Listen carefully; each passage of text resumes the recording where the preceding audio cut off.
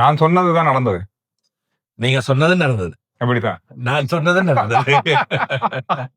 இந்திய அணி 6 ஓட்டங்களால பரபரப்பு வெற்றி தான் பெற்றிருக்குன்னு சொல்லலாம். பரபரப்பான ஒரு வெற்றி.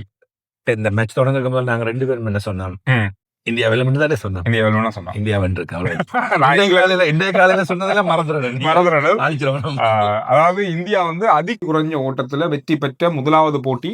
ஏற்கனவே 2004 வந்து வெங்கடையில வச்சு ஆஸ்திரேலியாவுக்கு எதிராக வென்றது வந்து 13 ஓட்டங்களால வென்னாங்க.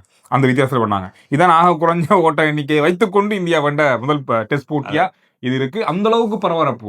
ஒரு நாள் சர்வதேச போட்டி எப்படி இருக்கும், அந்த மாதிரி ஒரு போட்டியை நீங்க பாத்துருப்பீங்க. 5வது நாள் ஆரம்பத்திற்கான முன்னோட்ட வீடியோவில் நாங்கள் இதை சொல்லி இருந்தோம். மிக விறுவிறுப்பு.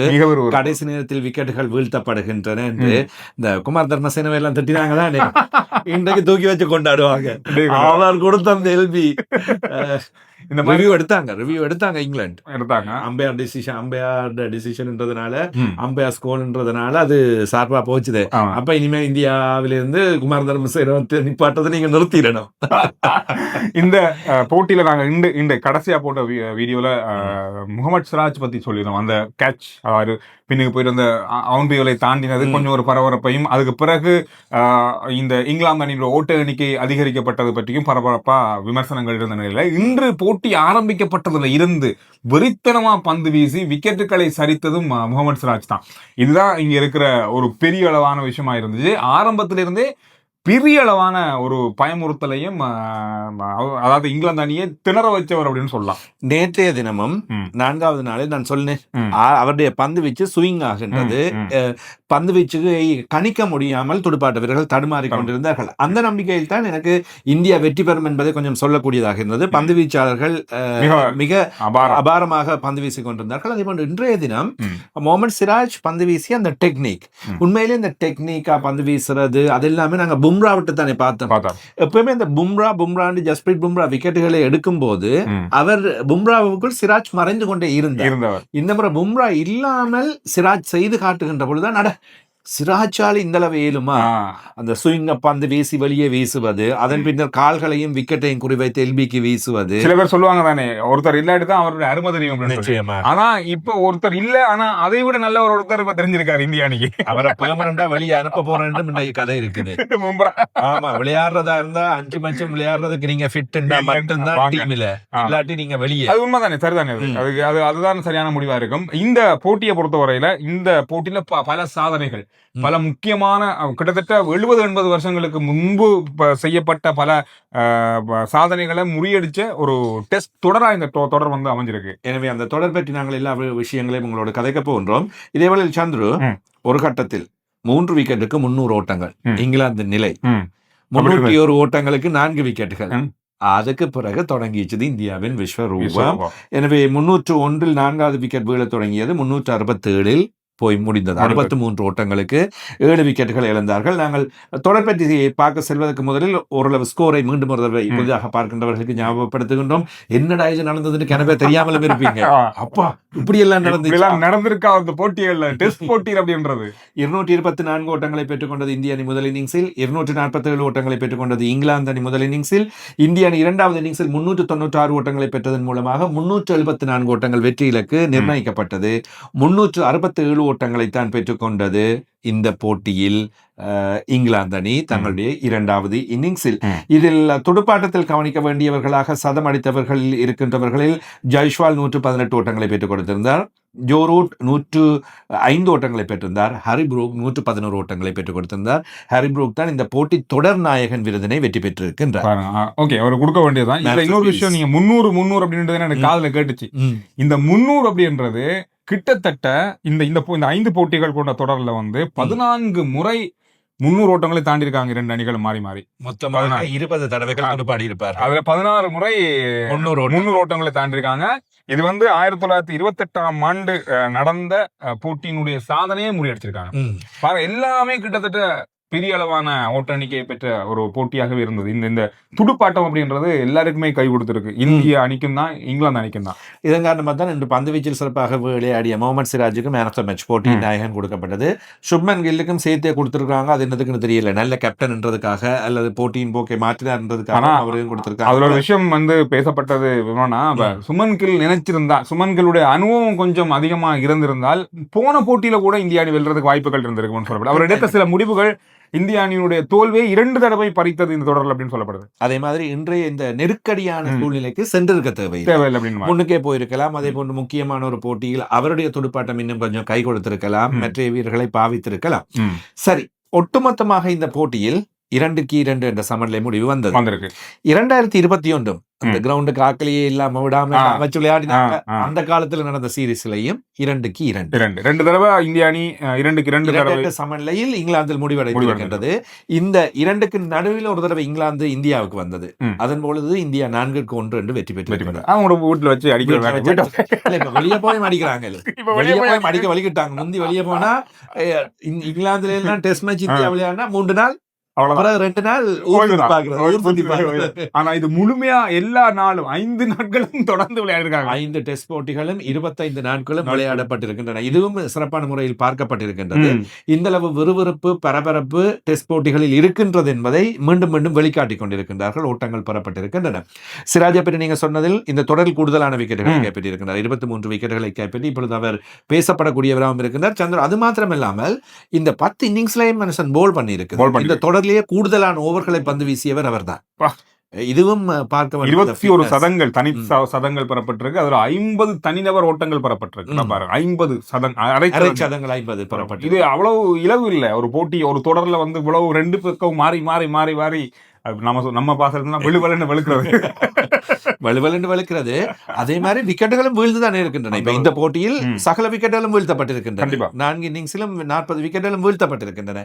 போட்டிகளை பார்க்கின்ற வேளையில் அவ்வாறு விக்கெட்டுகள் வீழ்த்தப்பட்டிருக்கின்றன. 1-2 போட்டிகளை தவிர ஏனைய போட்டிகளில் அவ்வாறே விக்கெட்டுகள் வீழ்த்தப்பட்டிருக்கின்றன. சரி, இப்ப வாங்க விஷயத்துக்கு வாங்க. ஒட்டுமொத்த தொடர் என்று பார்த்தால் இது தொடரை நாங்கள் ஆரம்பிக்கின்ற வேளையில், இந்த நிகழ்ச்சியை நாங்கள் ஆரம்பிக்கின்ற வேளையிலும் கூட சொல்லியிருந்தோம், இந்தியாவை போற்ற வேண்டிய நிலைமைகளும் இங்கே காணப்படுகிறது. இங்கிலாந்தில் சென்று இங்கிலாந்து பலமான நிலையில் இருக்கின்றது. நாம முதல்ல ஆரம்பி சொன்ன மாதிரி விராட் கோலி இல்ல, ரோஹித் சர்மா இல்ல, இப்படி பல முன்னணி வீரர்கள் இல்ல, அஸ்வின் இல்ல, இந்த மாதிரியான பல முக்கியமான வீரர்கள் இல்லாம இவ்வாறான வெற்றிகளையும் இந்த மாதிரியான போட்டியை சமப்படுத்தியதும் பெரிய அளவா பார்க்கப்படுது. இந்திய அணி மிகப்பெரிய பலம் பொருந்தி இருக்கு அப்படின்றதுல சந்தேகம் இல்லை. இப்ப அனுபவம் வாய்ந்த வீரர்கள் வெளியே போனாலும் புதிய வீரர்கள் அதை ஈடுபடுத்து சாதிக்கின்றார்கள் என்றை காட்டியிருக்கின்றார்கள்.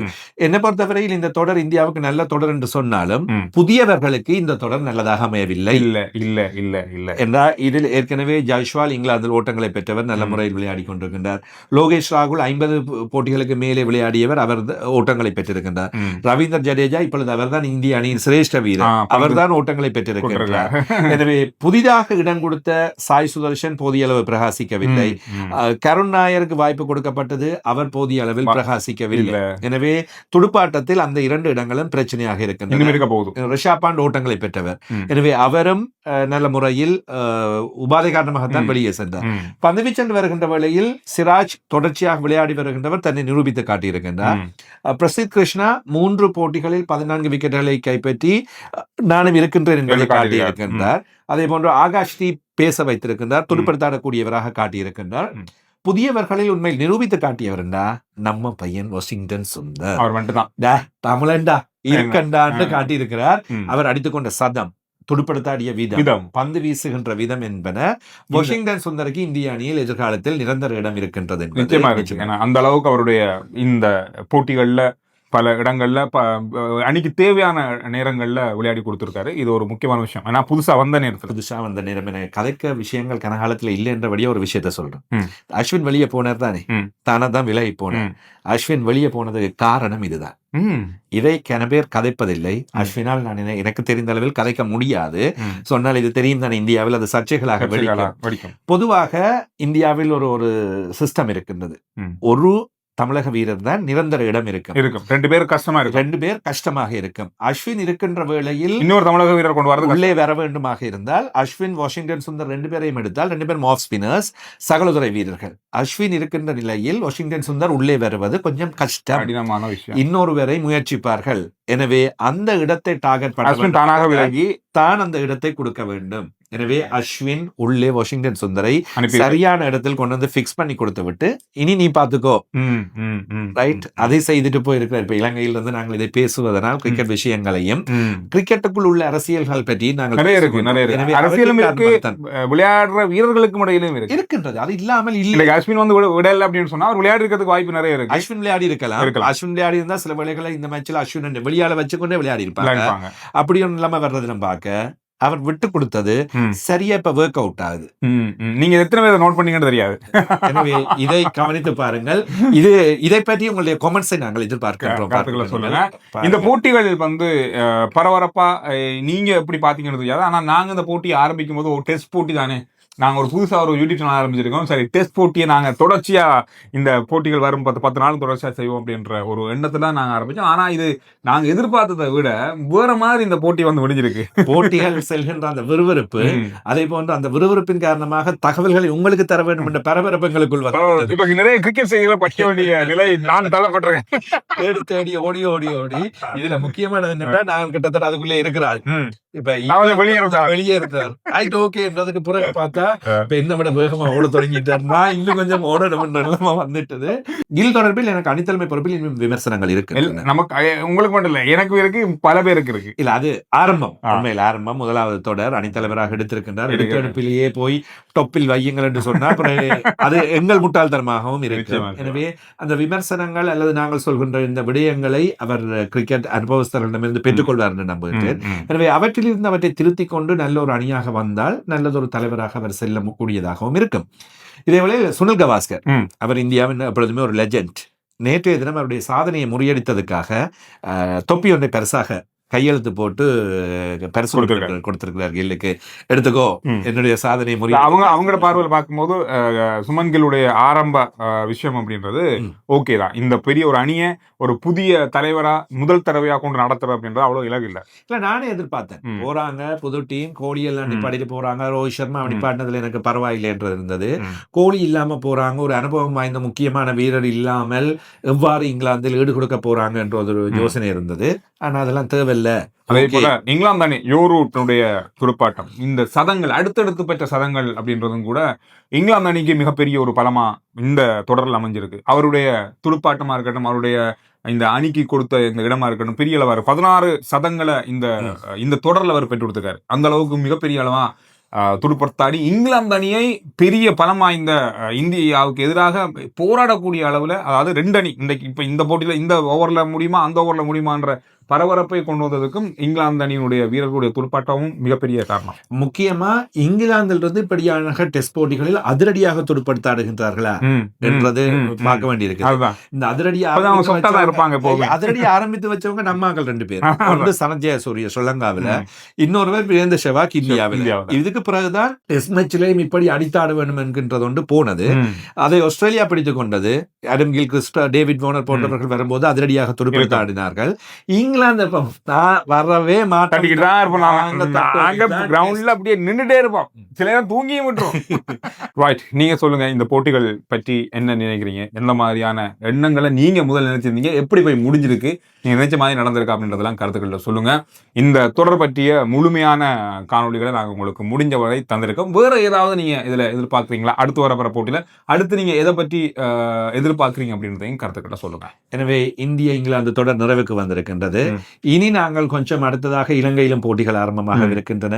உள்ளூரில் நம்மவர்கள் என்ன செய்ய வேண்டும் என்ற விடயங்கள் இருக்கின்றன. அவற்றை பற்றி பேச போறோம். ஆசிய கிண்ணம் வரப்போகுது, அவற்றை பற்றி பேச போகின்றோம். தேவைப்படுகின்ற நேரங்களில் வெளிநாட்டு அணிகள் பற்றி பேச போகின்றோம். வேறு விளையாட்டுகள் பற்றி பேச போகின்றோம். கிரிக்கெட் காத்திருங்கள். நன்றி, வணக்கம். அடுத்த வீடியோல நான் உங்களை சந்திக்கிறோம்.